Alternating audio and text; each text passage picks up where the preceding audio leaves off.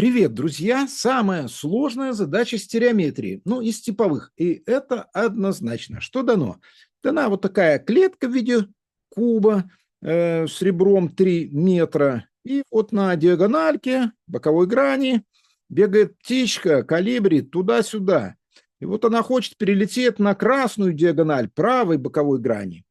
И вот нужно ей перелететь по самому кратчайшему пути. Найдите длину этого кратчайшего пути. Скажу сразу, что большинство, конечно, школьников 10-11 класса с трудом, с огромным решают эту задачу. Ну, попробуйте. Может, у вас получится, ответ будет очень вообще простой и красивый, но я разложил свое решение на чертежи, поэтому я постараюсь все очень-очень быстро и доходчиво вам объяснить. Если все это рисовать на одном чертеже, это получится кошмар. Я уже попробовал. Итак, во-первых, синие и красные прямые – это скрещивающиеся. Вот. И основные задачи в стереометрии – найти угол между ними и расстояние между ними. С углом проще. Провел параллельные пересекающиеся в какой-то точке и нашел этот угол. А вот расстояние – это сложно. Вообще расстояние в математике, в геометрии – это кратчайшее расстояние между точками двух фигур. И вот такое кратчайшее расстояние для скрещивающихся, вот здесь теоремка 1 или свойство 1, это длина их общего перпендикуляра. Он существует, он единственный, его длина наименьшая между длинами всех отрезков, которые можно построить, взяв точки на этих прямых. Поэтому она и принимается за расстояние между скрещивающимися. Поэтому, чтобы найти расстояние между скрещивающимися, то есть кратчайшее расстояние, то есть длину этого перпендикуляра, его нужно построить. Раз. И найти его длину 2. И это очень непросто. У нас уже была задача, где мы находили расстояние между диагональю куба и диагональю боковой грани. Оказалось, что эти диагонали взаимно перпендикулярные, и нам это расстояние удалось найти легко. Но вот иногда поступают хитрым путем. Пускаются вот на такую хитрость. Находят две плоскости, параллельные между собой, в каждой из которых лежат наши скрещивающиеся прямые.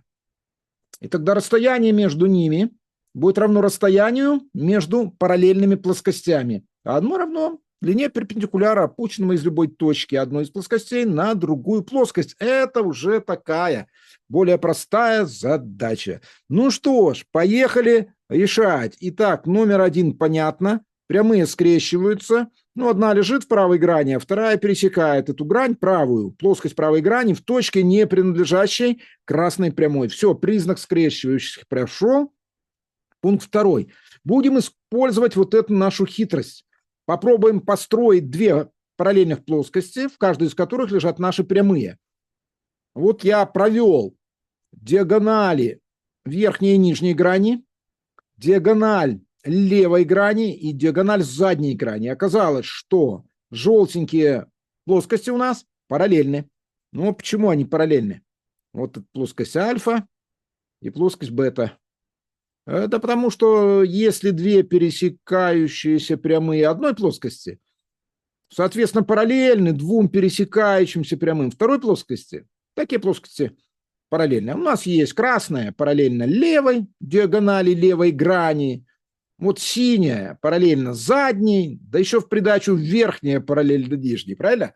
Все, плоскости параллельны. Значит, альфа параллельно бета. Теперь нужно искать расстояние между этими параллельными плоскостями. А это уже сложняк, не так просто найти это расстояние. Я вот провел диагональ А1С, розовую, все видят, да? Она проткнула мои плоскости в двух точках. Вот в точке P и в точке F. И в точке F. Эта диагональ будет перпендикулярна каждой из этих плоскостей. Почему? В прошлом ролике мы с вами доказали, что диагональ куба, большая, главная диагональ куба, перпендикулярно скрещивающаяся с ней диагонали боковой грани. Смотри предыдущий ролик. Смотри, ролик. Я его прикреплю, ссылочку, и скажу, значит, розовая перпендикулярно получается красной. А значит, розовая перпендикулярно и нижней диагонали вот этого ABCD граньки, правильно? То есть BD граньки. По той же причине. А если прямая перпендикулярна двум пересекающимся прямым плоскости, она перпендикулярна всей плоскости. Значит, А1С перпендикулярна и альфа, и бета. То есть А1С перпендикулярна альфа и бета. Правильно? Правильно. Ну, чтобы найти точки пересечения А1С с этими плоскостями, я провожу плоскость А1, С1С. То есть диагональную плоскость. Плоскость диагонального сечения. Я сейчас выделю ее цветом каким-нибудь изумительным. Ну, вот такой, допустим. Исчезающий должен быть? Да, исчезающий. А что он не рисует у меня? Это вообще парадокс какой-то.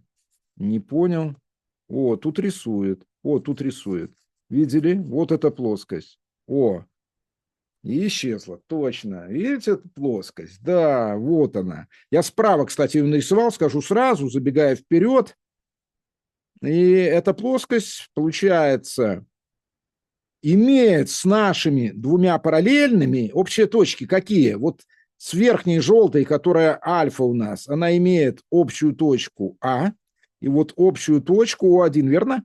Верно. Значит, пересекается по прямой А, О1. Исчезла назад. О1. Вот две точки общих имеет. Ну, а со второй, с бета, имеет общие точки какие? С1 и О. Правильно? Пересекается по С1, О. Все. Все. И вот теперь нужно выяснить, в каком отношении А, О1 и СО делят А1С. Вот я для этого справа и сделал наш чертеж номер 4. У нас стороны прямоугольника этого сечения относятся как А к А корней из двух, правильно? Ведь АС – это А корней из двух, где А ребро куба. Вот так. И вот оказывается у нас, что эта диагональ перпендикулярна нашим плоскостям, а значит любым прямым этих плоскостей. Вот прямые уголочки. Хотя это несущественно. Главное, что О1 – это серединка, А1, С1 диагональки и О – серединка диагональки АС, верно?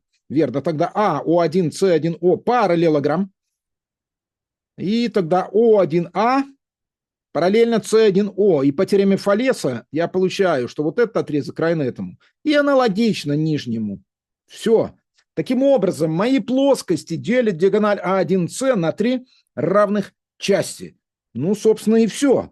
А вот эта часть, это и есть H, расстояние между плоскостями. Все. Здесь получается прямой уголок. Это А1С перпендикулярно плоскости. Это перпендикулярно плоскости. Все это общий перпендикуляр двух плоскостей. Все. PF это и есть наше расстояние. PF это и есть наше расстояние. H. Ну, а H, перейду на тонкий, получается равно А1С, деленное на 3. То есть D диагональ куба, деленное на 3. Ну все, значит, PF, искомое расстояние, PF, это H, оно равно D, диагонали куба на 3, то есть А1С, деленное на 3. Ну, а диагональ куба, я думаю, все знают, равна А корней из 3. Мы в прошлом ролике это вспоминали. То есть А корней из 3, это диагональ А1С, деленное на 3. А у нас сколько? Ну, помним, сколько. 3 метра написано там на превьюшке. 3 метра. Получается, 3 корней из 3, деленное на 3, это просто корень из 3. Это просто корень из 3 метров у нас. Получается, ответ корень из 3. Ответ корень из 3. То есть расстояние между красной и синей, самое кратчайшее расстояние равно корню из 3. Вот так. Вот самое короткое расстояние, корень из 3. Но возникает вопрос, из какой точки стартовать этой самой колибри и в какую точку прилететь. Вот, КМ равно, да, оно равно как раз расстоянию PF, Но вот из какой точки вылетать и в какую прилететь – это вопрос. Поэтому я в качестве домашней задачи, тут С1, да, поставлю следующую. ДЗ. Итак, ДЗ.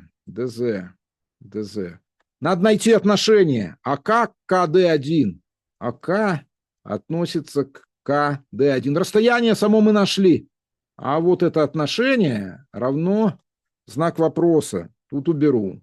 Ну и, соответственно, ДМ к МЦ1, ну, я думаю, там уже аналогично, и все понятно. Вот такая задача монстр. Я думаю, вы согласитесь, что это одна из самых сложных задач. Хотя, если вы учитель или ученик и разберете эту задачу со своими учениками, ну, остальные уже задачи будут не такие трудные. Это высший пилотаж в стереометрии. А теперь два слова про наши калибри, куда же без них, и мы уйдем. Это для тех, кто досмотрел, конечно, и кто досмотрит. Итак, что я узнал про эти самые калибри хорошего? Может, вы тоже что-то знаете. Во-первых, это самая маленькая птичка на Земле, это все знают, от 3 до 20 граммов. 3-20 граммов. Да.